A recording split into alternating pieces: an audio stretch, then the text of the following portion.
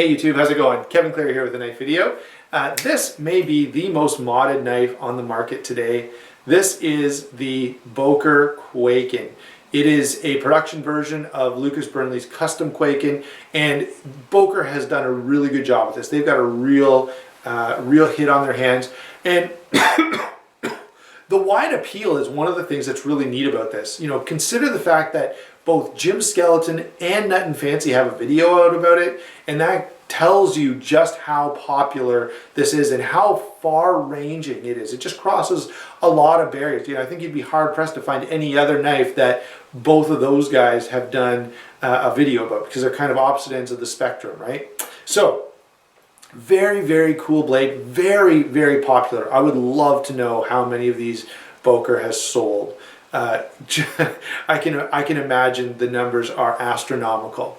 And they've sold one to me, and maybe they've sold one to you, and that's why you're watching this video. The next thing I want to talk about before I get into the knife itself is the changes that I have made.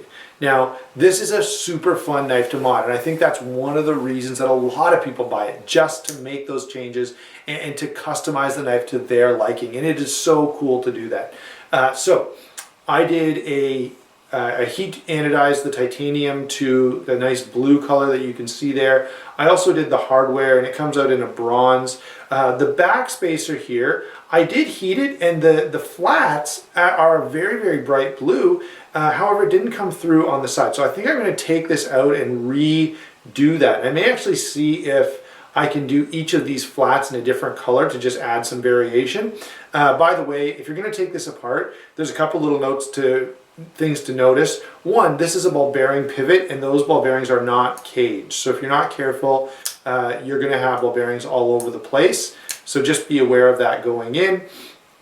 But along those lines, it's worth noting that this backspacer, you could actually take it out without having to take all of the pivot part of the knife apart. Okay, so it's a pretty easy thing to take the pivots, to take the backspacer out. Now, having discussed the changes that I've made, oh, by the way, I also polished the flats. I think this knife looks really, really cool. I think I'm done, but I may do like an acid wash on the blade, and then we'll see. And I'll kind of go in progression. I may do the acid wash first, see how that looks. If I like it, I may leave it. If I don't like it, or if I want to change it further, I may do like an acid stone wash. Or one of the things I'm really thinking about is just doing an acid wash and then re-polishing the flats, so that you get that really stark contrast between the dark acid wash and the satin or even mirror polished flats, depending on how far I take that. So that's my changes to the knife, and I think it looks really, really spectacular. There are, as you started the video, you've seen a bunch of the pictures of this knife as I have modded it, or I have changed it. Let's get into the knife itself though, because now that you know kind of what I've done and my thought process, it's important to kind of think about what are the specs on the knife and what's to like about it, what's not to like. The first thing we'll talk about is size and weight. This thing is about 5.5 ounces. It measures 3.5 inches of blade and 4 3/4 inch handle. So overall, you've got like 8 1/4 inches. Okay, pretty good size for, you know, an everyday carry knife, you know, large enough that it's going to do most of what you need. Now, one of the things that's worth noticing is just how small and slim the handle is. Now, it's not light. Remember I said 5.5 ounces, and a lot of that weight is right here in the handle. You've got solid steel liners. That may be a mod that you want to do. It's one that I've thought about doing, is milling out these liners to save on some of that weight. I haven't done it, and I don't know that I will for sure.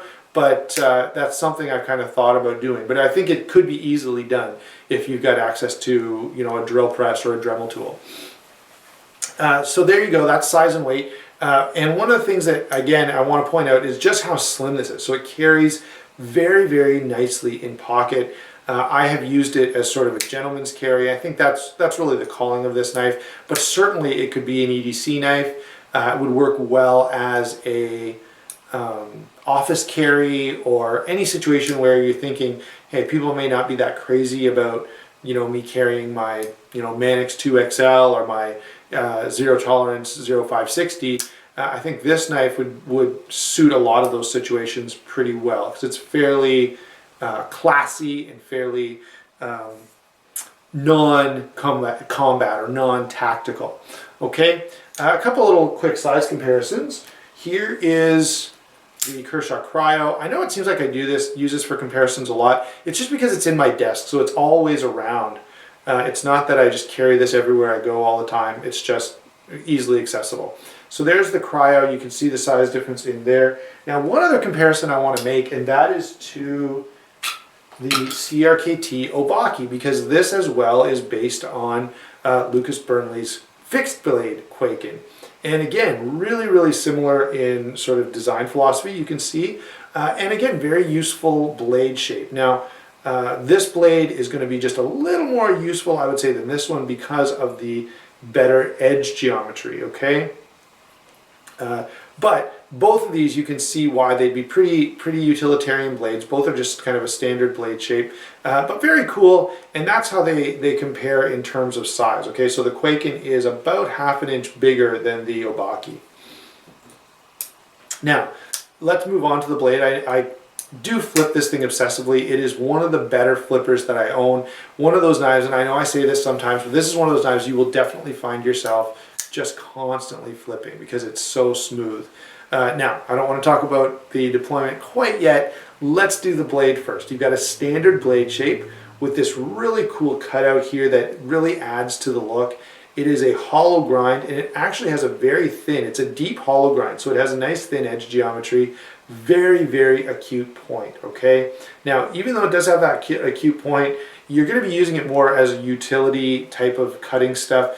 This handle does not suit like a combat role. This is not recommended for, you know, the police officer, soldier, FBI agent, whatever else, whoever else may need a knife for combat. I wouldn't call this a hard use knife either. So even sort of EMTs and firefighters, I would steer you away from this as your EDC. You may want to carry it for weekends or whatever else, but if you're thinking I'm going to use this when someone's life is in danger or my own life is in danger, probably not the best choice, okay?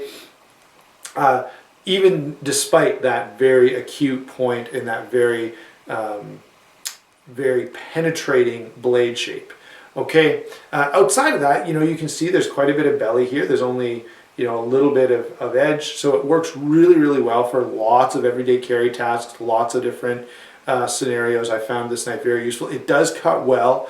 One thing I would say is because of that deep hollow grind, you are pushing through material fairly quickly. So let's say cutting vegetables, for example, it's not going to perform as well as a full flat grind. Now, blade, other than that, the Aussate steel has held an edge really well. And I can't speak to every Boker. I don't know how Boker always does their Aussate, but if it's always like this, this is really well done, okay? This has held an edge very, very well. I don't know what Rockwell hardness they've taken it to, but it has performed exceptionally for my purposes. Even better than some other companies' Aussate that I've used, okay? Now, by the way, it is Aussate, not Aussate A, so that may be why it performs a little better than, say, your Cold Steel or your, I don't know, Ontario Rat Model 1 type of thing, where that's an Aussate A, which is like one step down from an Aussate.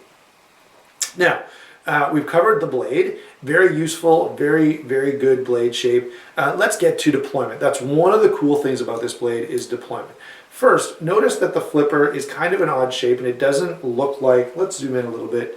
The flipper, you can kind of look at this and go, I don't know if that would work very well. And even when you get ready to flip it, you feel like, I'm not sure if this blade is going to deploy. But if you just put your finger here and gently slide down the knife, it doesn't even take much force, it just flies out super fast. If I was going to talk about the fastest flippers I own, this would be on the list. It's extremely smooth, extremely quick. You can see it is a free dropper and just beautiful knife. The IKBS is really, really good. Even in this system where it's not a caged ball bearing system, they're just free rolling. Very, very smooth blade, okay? So deployment is awesome on this with the flipper mechanism. Now I can't speak to the flipper mod that guys have done, this just isn't that one. If you're at all worried though about the weird shape on this flipper, don't be. Now, it does take a little getting used to, and I'll try to demonstrate light switching this. See, it just doesn't work well. You have a tendency to slide off. You can do it if you put a lot of force in. Push button again, it works, but not as well. What you really want to do is sort of put your finger there and just slide down the handle, and it will come out extremely quickly and easily. Okay, so that's deployment. Lockup is a liner lock. It's a nice thick liner lock, which I think is a real win. Thicker than a lot of even sort of hard use type of knives. You know, this liner is much thicker than, say, the one you get on your Rat 1. And people talk about it being a thick liner, thicker than, say, the Tenacious or different ones like that. Okay, now you could almost call this a frame lock, because you see how, you know, it's proud liners where the liners come out past the titanium scales. You could almost debate whether or not these are scales or whether they're just sort of handle covers. I'm going to call them scales, and therefore this is a liner lock. You could almost compare this to a Fossil, where the Fossil sort of, you know, kind of dances on that line as well, but whether or not it's a liner lock. Generally, I think it's going to be considered liner lock, and we're going to call it that. Lockup is very good, very solid, and you guys all know that, by the way, there's no blade play at all. None at all. And that's really, really good, especially for a blade that flies open as smoothly as this one does. But get back to my main point. Lockup is very good, and I think that's important for Boker, because let's be honest, they've had issues, right? How many videos have you seen about the Monero or the Epicenter or others where the lock does not perform the way that it should? This is not the case here. This is a very, very solid lockup, and I've done all kinds of stuff trying to get this lock to fail, and no issues. By the way, it is bank vault lockup, and I mean that in the truest sense of the word. There is no movement here whatsoever. By the way, you can tighten this pivot nice and tight to get zero blade play and still have it fly out that quickly. Okay, very, very good on deployment and lockup. The last thing I want to talk about is the handle. Now, the handle is comfortable. It's very usable in every conceivable position. However, there's no traction to speak of. Okay, this is just smooth, and so yeah, if your hands get sweaty, if they get wet, anything else, any kind of problem there, even wearing, let's say, like wool gloves that are where it's just material, you're going to have issues with retention. So just, it's not really meant for that purpose. This is a gentleman's folder. This is like an office carry type of knife. And in that role, it performs really well because the handle is comfortable and you can really bear down and cut something, no problem. But it's just not really, really textured, really, really grippy type of stuff. Okay, single position pocket clip here. And of course it is right side tip up carry, which is what most of us prefer if we're going to have a single position pocket clip. Lanyard hole is nice and big, and this is a knife that, because it's kind of decorative, because it's easily modded, I could see the appeal to putting some kind of cool lanyard on here, especially with a neat bead on it or something. Not my thing, but definitely very, very possible. You could easily get 550 cord through here without any difficulty. So overall, I find this to be a great, great knife. It'd be a great everyday carry for someone who has no sort of combat purpose for their blade, someone who is not planning to put their knife to hard use. Maybe you could carry this with a fixed blade backup or something like that. But certainly, I think this is feasible as an everyday carry. It's definitely feasible as a gentleman's folder. It's super classy, and it's pretty people friendly. In fact, I think most people are going to be more like, whoa, that's a cool blade. Can I check it out? And maybe if you've done your own modifications to it, you may even have a little conversation piece. You know, you can describe what you've done and how you achieved those finishes or what changes you made and why.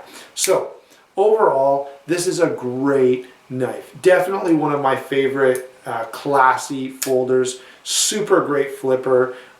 Very comfortable, just not what I would consider a hard use knife, not what I would consider a combat ready knife, but any purpose other than that, this is going to be very, very good. Okay, so that's my take on the Boker Kwaiken. Super awesome knife. No wonder it's so popular.